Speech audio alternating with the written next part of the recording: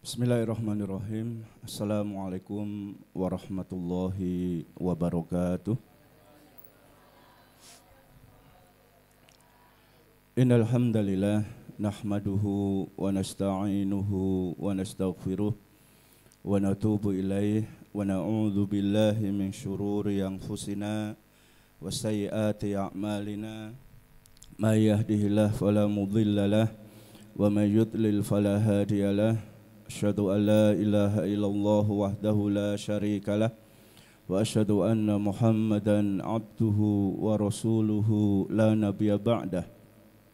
Qala Allah Ta'ala ya ayyuhalladzina amanu taqullaha haqqa tuqatih wa la tamutunna illa wa antum muslimun fa inna asdaqal hadithi kitabullah wa khairal hadyi hadyu Muhammadin sallallahu alaihi wasallam wa syarrul umuri muhdatsatuha fa inna kulla muhdatsatin bid'ah wa kulla bid'atin dhalalah wa kulla dhalalatin finnar.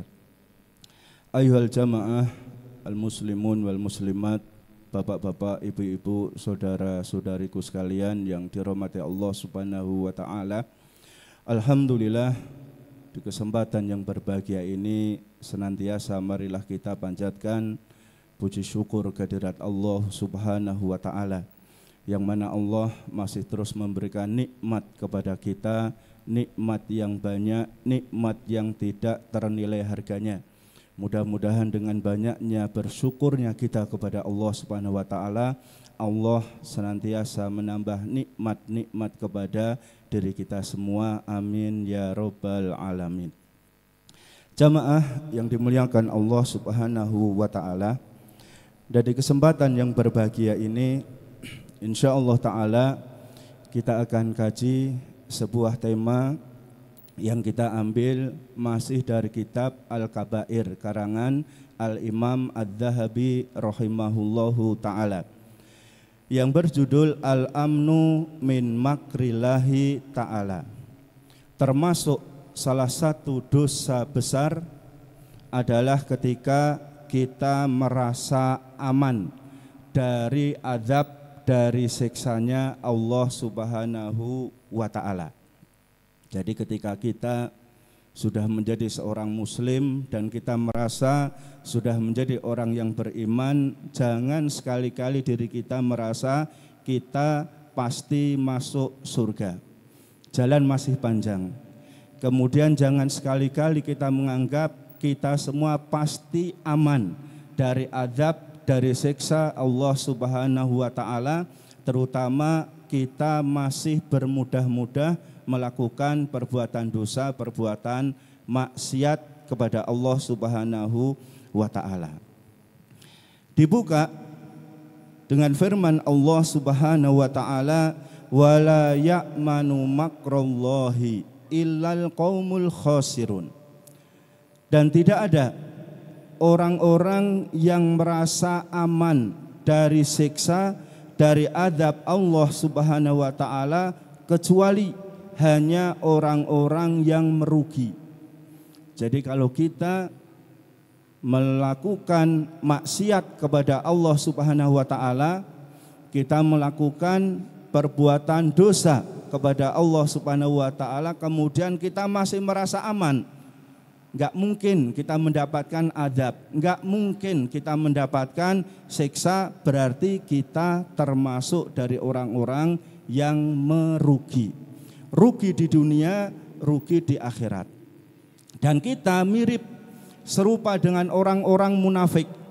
Jadi orang-orang munafik ketika mereka melakukan suatu perbuatan dosa, suatu perbuatan maksiat, seakan-akan seperti lalat yang hinggap di hidung dia. Jadi sekali tebas gitu aja, lalat mesti akan terbang. Makanya orang-orang munafik itu bermudah-mudah melakukan dosa, bermudah-mudah melakukan maksiat. Enggak apa-apalah saya maksiat dulu, nanti setelah ini istighfar, setelah ini tobat, setelah ini nanti banyak melakukan perbuatan kebaikan, ya pasti diampuni oleh Allah Subhanahu wa ta'ala. Ini adalah anggapan orang-orang munafik, mudah melakukan perbuatan dosa, perbuatan maksiat. Beda dengan seorang yang beriman. Seorang yang beriman ketika dia akan melakukan perbuatan dosa, seakan-akan di hadapan dia adalah sebuah gunung batu yang hampir-hampir saja akan roboh menimpa kepada diri dia. Sehingga seorang yang beriman takut ketika akan melakukan dosa-dosa di hadapan Allah Subhanahu wa ta'ala. Tinggal kita termasuk orang yang beriman atau orang yang munafik. Pilih mana ini? Munafik atau munafik? Bu, munafik atau munafik? Beriman. Ya, kita mudah-mudahan termasuk orang yang beriman. Kalau kita akan melakukan sesuatu, loh ini perbuatan dosa, sebisa mungkin kita tidak lakukan. Oh, ini perbuatan dosa, ternyata ini maksiat. Ya, jangan sampai ini kita lakukan. Kemudian firman Allah Subhanahu wa taala dalam ayat yang lain, hatta idza farihu bima utu, sehingga ketika mereka merasa bahagia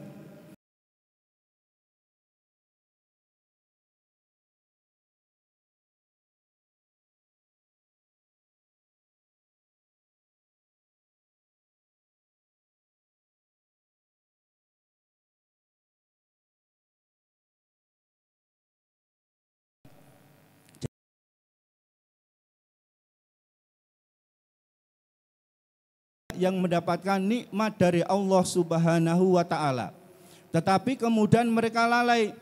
Nikmat yang banyak itu tidak menjadikan mereka sebagai orang-orang yang bersyukur kepada Allah Subhanahu wa ta'ala, tidak menjadikan mereka terus mentauhidkan Allah, menyembah hanya kepada Allah Subhanahu wa ta'ala, tetapi justru mereka kufur nikmat.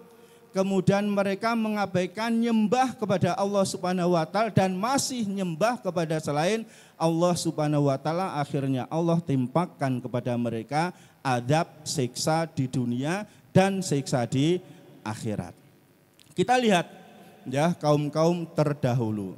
Ya, seperti kaum Saba. Pernah dengar nggih kaum Saba yang diabadikan di dalam Al-Qur'an dalam surat apa? Saba. Ya, dahulu sekitar 1000 tahun sebelum Masehi. Kapan gue? Ya pokoknya dulu banget. Ya dulu ada sebuah kaum namanya kaum Saba di negeri Yaman. Di situ dijelaskan dalam Al-Qur'an negeri Saba adalah baldatun thayyibatun wa rabbun ghafur. Adalah sebuah negeri yang indah, yang elok, yang cantik, yang makmur. Kemudian Allah Subhanahu wa ta'ala senantiasa memberikan nikmat rizki kepada penduduk Saba. Kemudian Allah senantiasa mengampuni, memaafkan kesalahan-kesalahan, maksiat-maksiat yang dilakukan oleh penduduk Saba. Ya, nikmat luar biasa untuk penduduk Saba karena negeri yang sangat indah, sangat bersih. Ya, sangat bersih.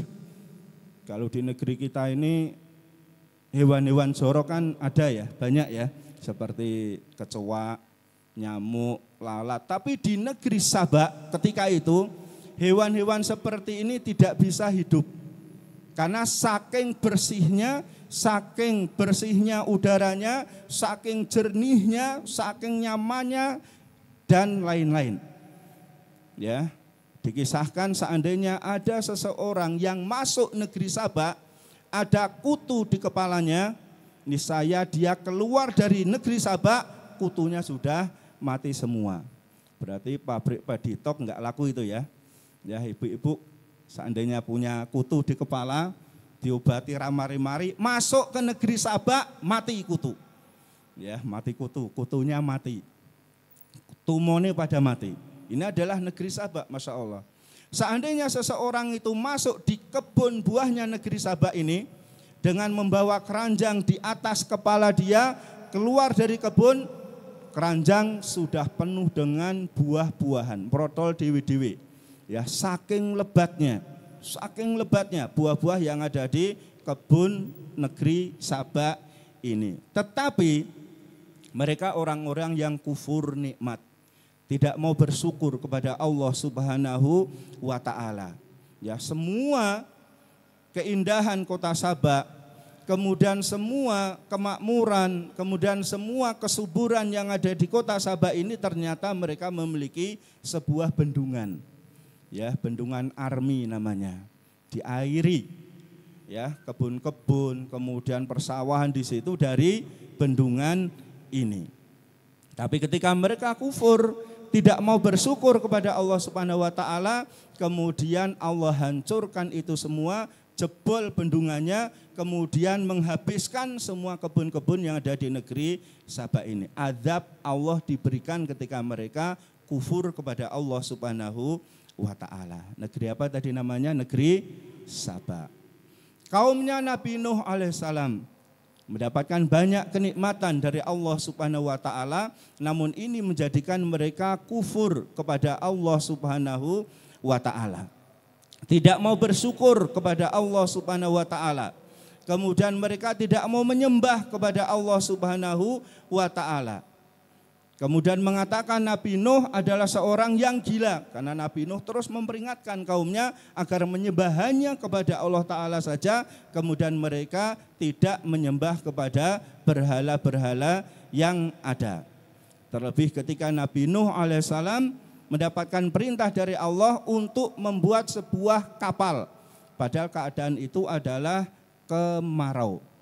Mereka menganggap Nabi Nuh adalah seorang yang gila. Kalau membuat perahu di musim hujan itu masih masuk akal enggak kira-kira?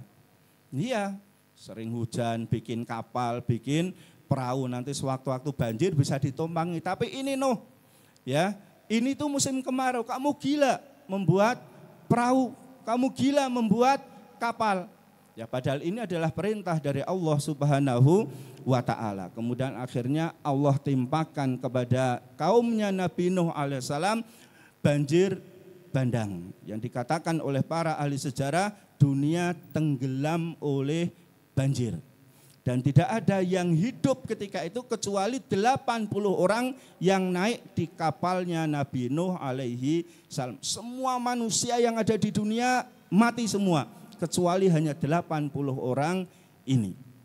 Ya, kemudian setelah itu kapal terombang-ambing dan seterusnya, kemudian akhirnya mendarat di Gunung Jud yang ada di sekitar pegunungan yang ada di Turki. Kemudian oleh para ahli sejarah diteliti, ini kayunya itu kayu apa? Yang dibikin Nabi Nuh kapal ini kayunya kayu apa? Ternyata kayu jati. Ya, kayu jati di Arab enggak ada, adanya di mana? Di Jawa. Ya, jangan-jangan sekolah pahit ini kayunya.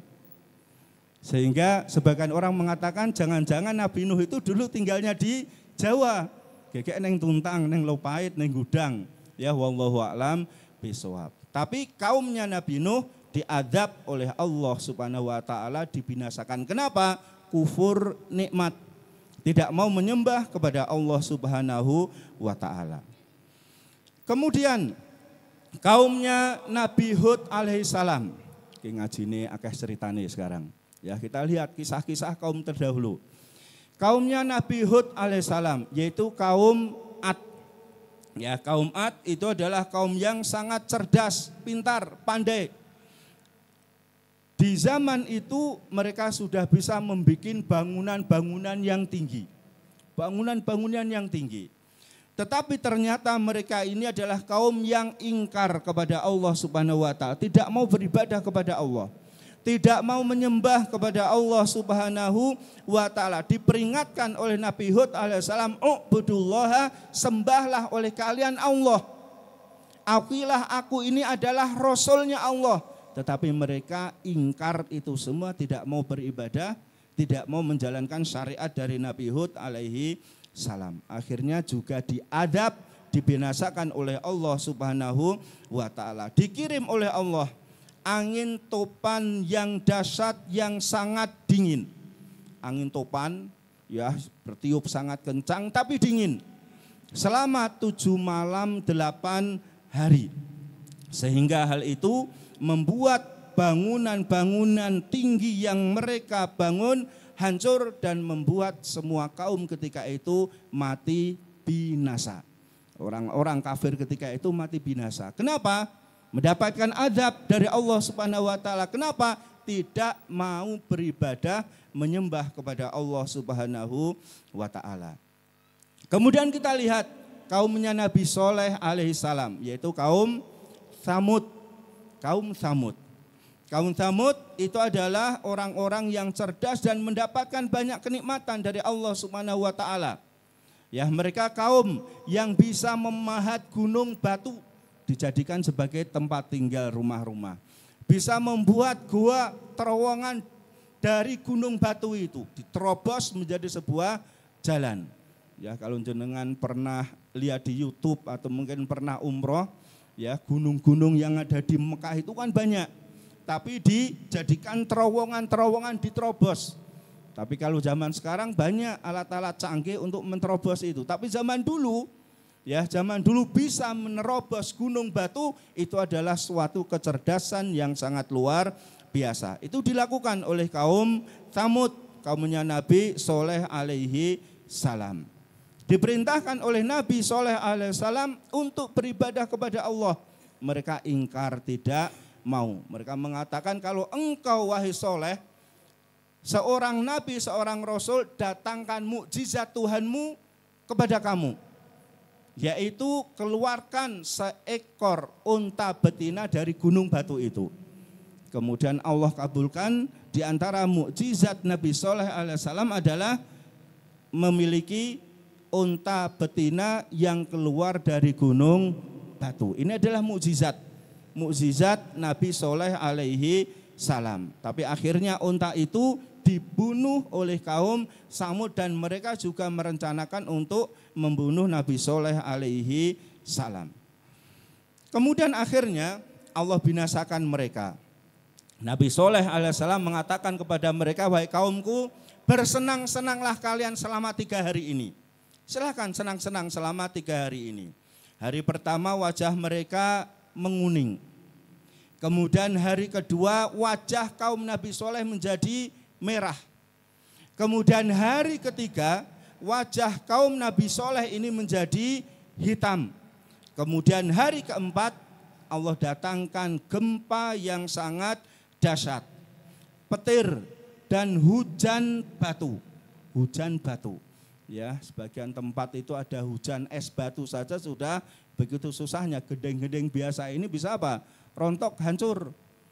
Ya, rontok, hancur itu ketika hujan es batu. Ini adalah hujan batu dan batunya bukan batu kecil, batu besar. Ya, batu besar. Kemudian akhirnya mereka mati. Kenapa mereka dibinasakan, disiksa oleh Allah Subhanahu wa taala? Ingkar menyembah kepada Allah Subhanahu wa taala. Kemudian berikutnya adalah kaum Madian, kaumnya Nabi Syuaib alaihi salam. Mereka juga mendapatkan kemakmuran, nikmat yang banyak dari Allah Subhanahu wa taala, tapi mereka kaum yang curang dalam melakukan timbangan. Jadi kalau mereka beli sesuatu minta ditimbangkan, mintanya yang apa? Anget, ya, dianget ke. Kalau kita yang beli. Tapi kalau kita yang jual, timbangan dikurangi. Ganjeli apa? Paku, ganjeli watu, diganjeli uang logam, diganjeli besi atau yang lainnya. Ini adalah kaum Madian, yaitu kaumnya Nabi Syuaib alaihi salam. Akhirnya mereka juga dibinasakan oleh Allah Subhanahu wa taala. Allah kirim udara yang sangat panas. Kemudian ditambah dengan gempa yang dahsyat, akhirnya mereka juga mati binasa karena siksa azab dari Allah Subhanahu wa taala. Kemudian kaumnya Nabi Musa alaihissalam, siapa itu? Fir'aun. Ya, disuruh menyembah kepada Allah Subhanahu wa taala, dia malah mengaku dirinya sebagai Tuhan. Mengaku dirinya sebagai Tuhan. Ini Fir'aun. Kemudian akhirnya Allah tenggelamkan Fir'aun dan bala tentaranya dari orang-orang kafir Bani Israel. Ditenggelamkan di Laut Merah. Kemudian karena kita lihat itu banyak hancurnya, binasanya kaum-kaum terdahulu. Karena sebab ingkar, tidak mau beribadah kepada Allah, mereka gemar melakukan peribadahan kepada selain Allah.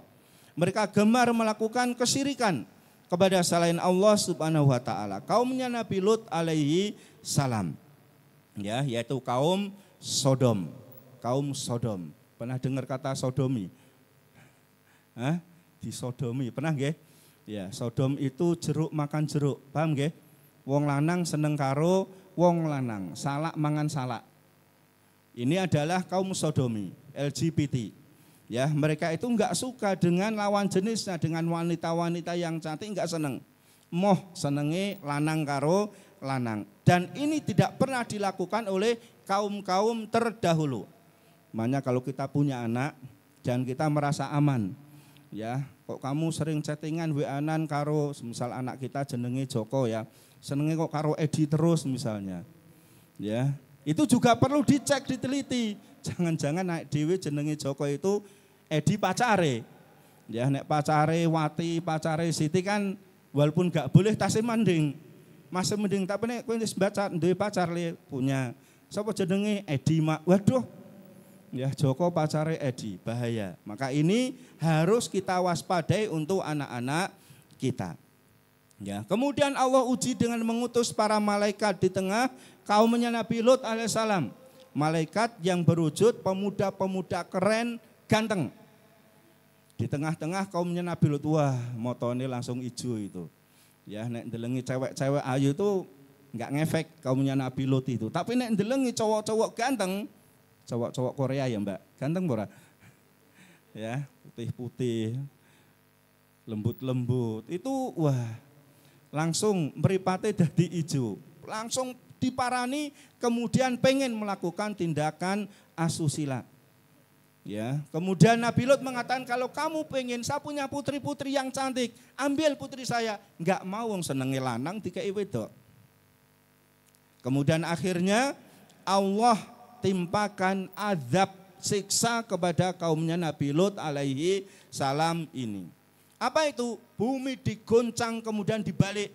Yang atas menjadi bawah, bawah menjadi atas, ditambah dengan hujan batu dari langit.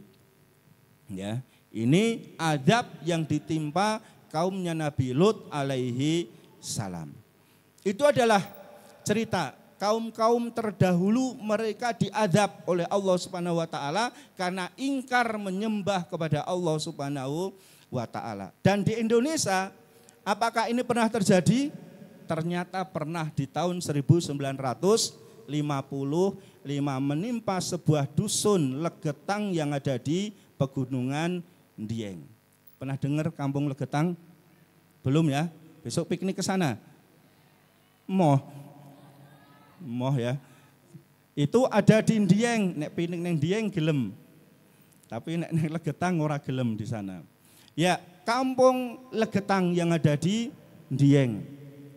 Ketika itu adalah menjadi kampung yang paling subur dibandingkan dengan dusun-dusun yang lainnya. Tahun 1955. Ya, Allah berikan kemakmuran, Allah lipat gandakan rizki, panen itu beda dengan panenan kampung-kampung sebelah. Karena mereka kan nanamnya apa? Wortel, apa malih?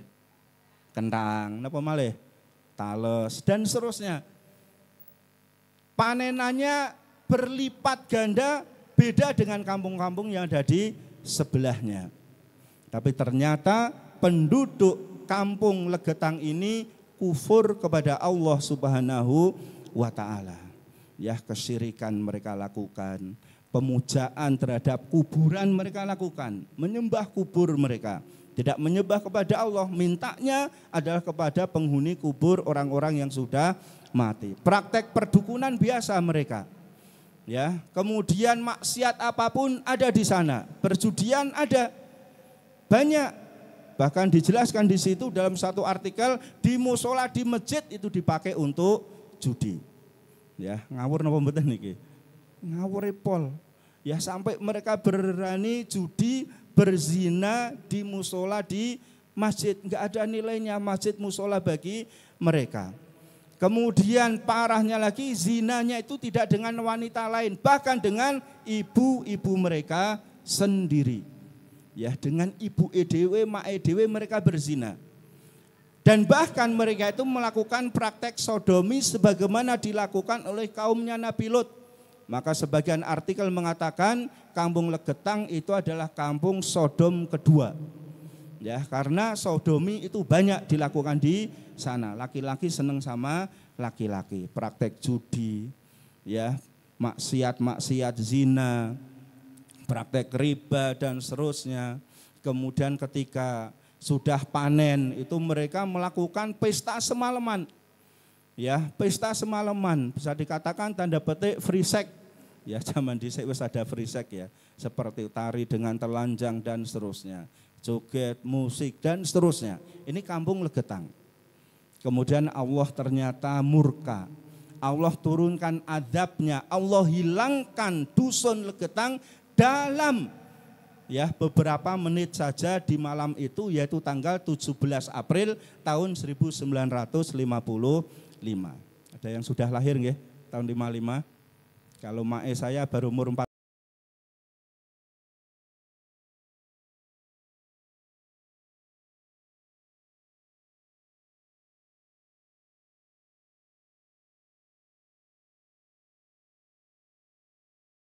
Tiga 11 malam tiba-tiba terdengar suara gemuruh dan dentuman yang sangat dahsyat.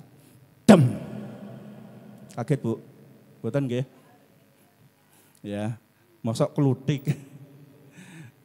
Ya, jadi dem seperti itu. Enggak ada orang yang berani keluar dari kampung-kampung sebelah karena hujan petir itu sangat dahsyatnya ketika itu. Kemudian di pagi hari ketika mereka membuka pintu, ya kampung-kampung sebelahnya membuka pintu, ternyata dia melihat yang sebelah kampung Legetang itu ada sebuah gunung, namanya Gunung Pengamun-amun. Itu pucuknya itu sudah tidak ada. Bisa dikatakan setengah pucuk gunung itu sudah hilang. Kemudian pindah menimpa Dukuh Legetang ini. Langsung masuk di situ, yang awalnya kampung Legetang itu agak cekungan, itu menjadi gundukan seperti bukit. Kemudian antara Gunung Pengamun-amun ini dengan kampung Legetang itu ada sungai. Dan bisa dikatakan enggak ada tanah dari gunung itu tercecer di sungai ini. Jadi memang suatu hal yang menunjukkan akan kebesaran, keagungan, kekuasaan Allah Subhanahu wa Ta'ala. Pindah pucuk gunung ini langsung pindah, tidak longsor, tidak, pindah. Ya, di kampung atau Dukuh Legetang ini selesai. 351 orang di malam itu langsung tertimbun dan tidak bisa dikeruk, diambil, evakuasi sudah tidak bisa. Akhirnya pemerintah setempat langsung menancapkan tugu musibah besar di situ. Kasih tugu jelek ya untuk mengenang orang-orang yang mati di kampung Legetang. Naudzubillahi min dzalik. Kenapa mereka bisa ditimpakan adab seperti itu? Mereka ingkar ibadah, menyembah kepada Allah Subhanahu wa Ta'ala. Isi hidupnya adalah hanya maksiat saja. Syirik saja. Kufur saja. Jamaah yang dimuliakan Allah Subhanahu wa Ta'ala. Maka yang menjadi pembahasan di sini adalah janganlah kita itu merasa aman ya dari azab Allah Subhanahu wa Ta'ala, dan kita harus berterima kasih ya kepada warga yang ada di sekitar kita yang mereka itu masih rajin melakukan sholat, masih rajin menyembah kepada Allah Subhanahu wa Ta'ala, masih rajin membaca Al-Quran, masih rajin berpuasa, masih rajin berbuat kebaikan dan seterusnya. Karena orang-orang inilah yang menahan datangnya azab dari Allah Subhanahu wa Ta'ala. Kalau Allah mengendaki, maka azab itu kapanpun bisa datang. Wa ma asobakum min musibatin fabima kasabat aidikum wa ya'fu an katsir. Ya, tidaklah musibah itu terjadi di muka bumi ini tidak lain tidak bukan karena maksiat dari manusia. Ya, banyaknya gempa yang terjadi. Mungkin para ahli geografi mengatakan, oh ini karena bumi itu sekarang sudah renta, sudah tua. Ayo terserah mengatakan sudah tua renta, ya semonggo terserah. Karena lempeng tektonik. Ya, lempeng-lempeng tektonik itu saling apa? Berbenturan atau apalah. Ya, sehingga itu menjadi benturan kemudian menjadi gempa misalnya. Ya terserah. Silahkan meneliti seperti itu. Tapi kalau kita menjadi orang yang beragama, sebab semua musibah dengan sekian contoh ini tadi adalah maksiat yang dilakukan oleh para manusianya. Ya, maka kita jangan merasa aman dari adab Allah Subhanahu wa taala. Wa qala ta'ala, firman Allah Subhanahu wa taala, innal ladzina la yarjuna liqa'ana, sesungguhnya orang-orang yang tidak berharap berjumpa dengan kami, berjumpa dengan Allah, yaitu orang-orang yang tidak percaya bahwasanya semua manusia itu nanti akan mati dan semua mempertanggungjawabkan di hadapan Allah Subhanahu wa taala. Mereka tidak percaya tentang ini. Waradu bil hayati dunya, mereka senang puas ridho dengan kehidupan dunia. Jadi kalau sudah ngurus dunia itu dunia sudah segala-galanya. Ya, untuk segala sesuatu kepentingan dunia mereka bisa maksimalkan. Ya, mereka akan lakukan apapun untuk mendapatkan dunianya walaupun dengan cara-cara yang batil, cara-cara yang haram. Ya, sebagian manusia melakukan seperti itu. Watma'annu biha. Kemudian mereka merasa tentram hidup di dunia, nyaman di dunia.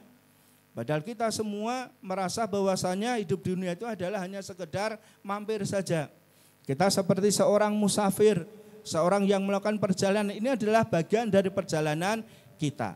Ya, kemudian nanti di akhir perjalanan kita ada perjalanan yang abadi, yaitu ketika berada di akhirat. Tapi orang-orang yang menjadi abdud dunya, hamba dunia, itu dunia dia jadikan sebagai segala-galanya.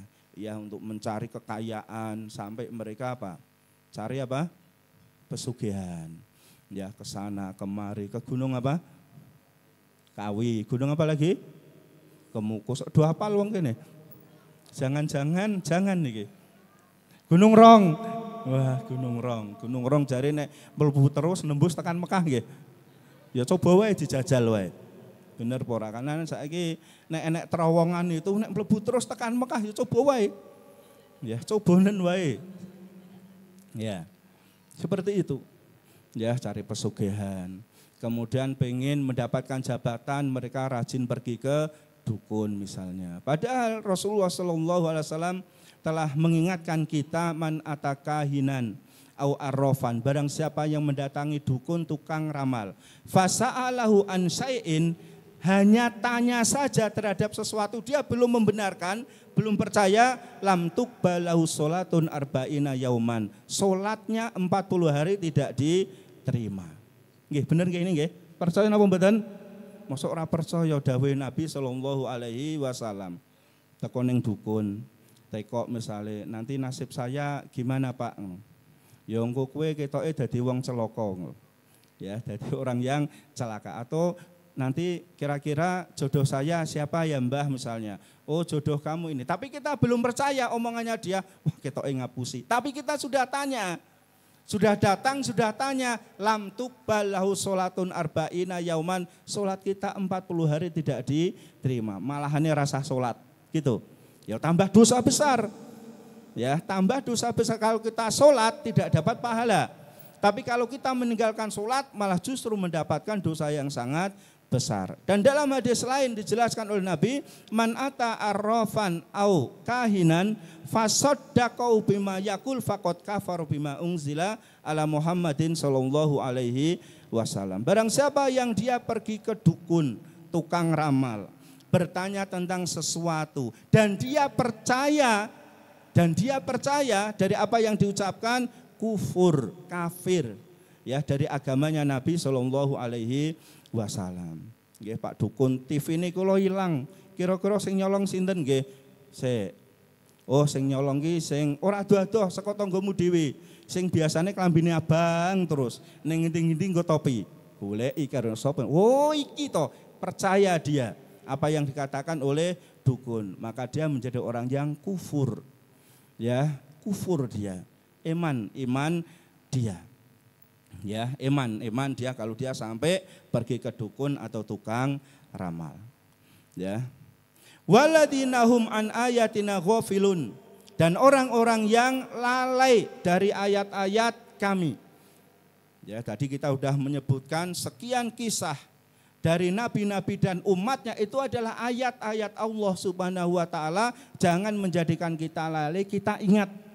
Kita harus senantiasa ingat, oh berarti kaum-kaum terdahulu dibinasakan, dihancurkan, diadab oleh Allah Subhanahu wa taala gara-gara kesyirikan mereka, kekufuran mereka, maksiat mereka kepada Allah Subhanahu wa taala. Maka ketika kita pengen dijauhkan adab dari Allah Subhanahu wa taala, maka kita harus berusaha beribadah murni untuk Allah Subhanahu wa taala saja. Ya, kita berusaha menghindari maksiat-maksiat kepada Allah Subhanahu wa taala. Tapi dulu saya pernah zina, bertaubat, Allah akan berikan ampunan kepada diri dia.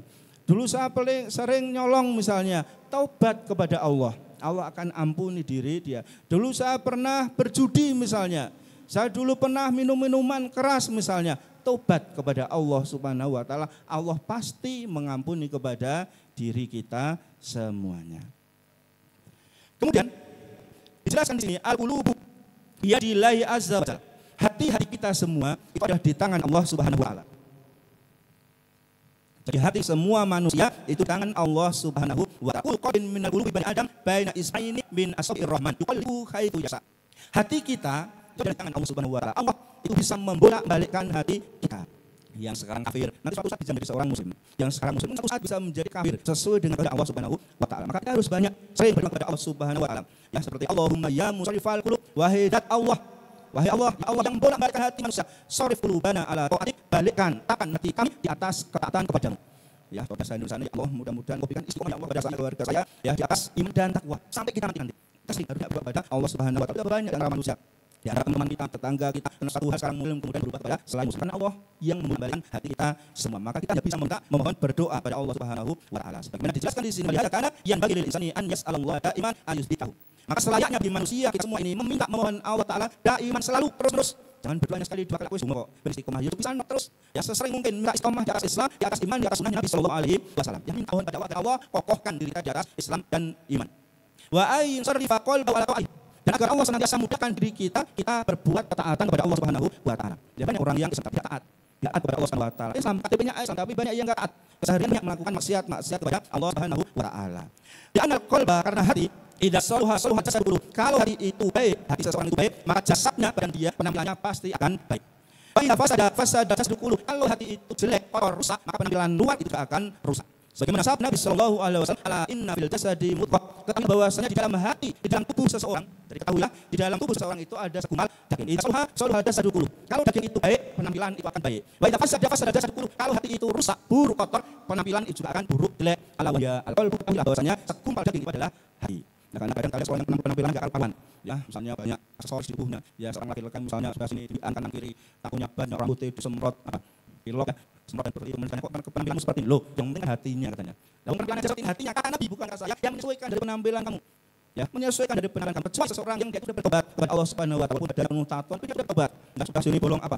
Dimasuki palawan sengaja mata sebelum telinganya. Tapi kalau dia bertobat diampuni oleh Allah Subhanahu wa taala, dan asli penampilannya itu akan berubah walaupun masih banyak tato belum dihapus, tapi penampilannya mesti sudah penampilan Islami, yang penting kepuluhan, ya, sarungan, kelambi koko, walaupun badannya seperti itu. Tapi penampilan itu sudah berubah. Kenapa? Hatinya itu sudah berubah. Maka ketika seorang penampilannya metal seperti itu, kemudian kamu penampilan seperti ini, seperti hatinya. Ya, dan itu metal. Kalau pakai metal berarti hatinya juga seperti itu. Maka kita jaga hati kita. Sehingga dari hati kita yang bersih, hati kita yang baik, hati kita yang ikhlas lillahi ta'ala, itu nanti akan mengeluarkan dari penampilan kita penampilan yang baik insyaallah ta'ala.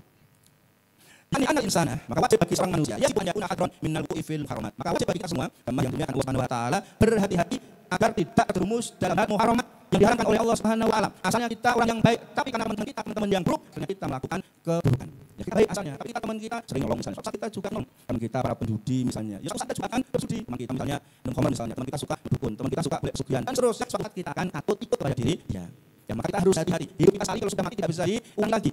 Ya pertanggungjawaban kita di hadapan Allah yang kita lakukan ini. Maka di sisa umur kita mari kita berbuat kebaikan dan hati-hati. Jangan sampai bermaksiat lagi. Dulu kita melakukan maksiat ini dan sebagainya. Dulu bertobat banyak istighfar kepada Allah Subhanahu wa taala. Allah sudah tutup itu semua Allah muli dan kita sudah menjadi orang yang baik dengan cara tidak mengulangi lagi. Wala tawahanu, dan jangan kita meremehkan gampangkan, meninggalkan dosa-dosa.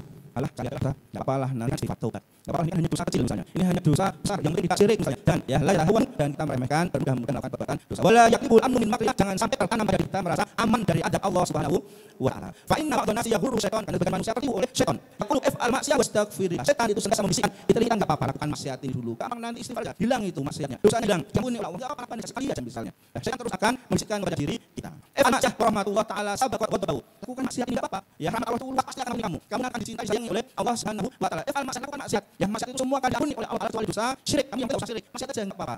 Ya kamu kan ahli tauhid, maksiat aja pasti akhirnya kamu masuk surga. Setan terus akan membisikkan seperti itu kepada diri kita semua. Maka dikatakan oleh Allah Subhanahu wa taala, "Wa ma ya'ituhum syaitan illa ghurura." Setan ya tidaklah janji kepada kita semua kecuali hanya tipu daya saja, hanya golek ponsel. Karena setan iblis lah temannya di neraka dan mereka terus akan mencari teman sebanyak-banyaknya. Maka kita harus berhati-hati ketika berteman. Sama saja ini dilihat orangnya, oh enggak apa-apa, dia orang yang senang taat. Dia orang ini enggak apa, ini orang yang senang baca ini, wah hati-hati maling ini. Ya, hati-hati wah ini senang buat maksiat ini. Hati-hati. Ya siapapun boleh silakan kita berteman, tapi kita harus hadron, hati-hati waspada. Ya hati-hati waspada. Jamaah yang dimuliakan Allah Subhanahu wa taala. Jadi khulasatul ringkasan yang kita di malam hari ini adalah janganlah kita merasa aman dari adab Allah Taala.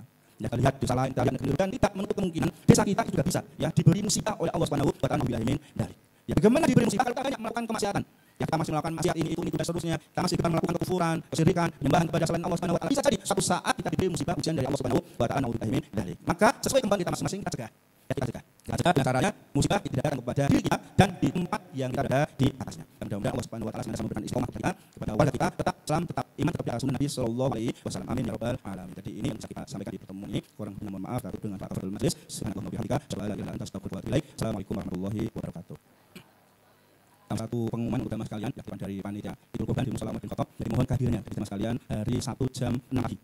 Ya, datang jam 5 ya, sekarang ya persisnya jam 6 pagi untuk hadir ya di rumah Bahrun untuk melakukan atau membantu panitia, panitia ya pelaksanaan Idul Qurban. Ya, alhamdulillah untuk di mushola kita ada 4 sapi. Kita 3 ada pengelumpur nanti jam 10 sore ke kampung. Nah, kita mohon kehadiran semua ya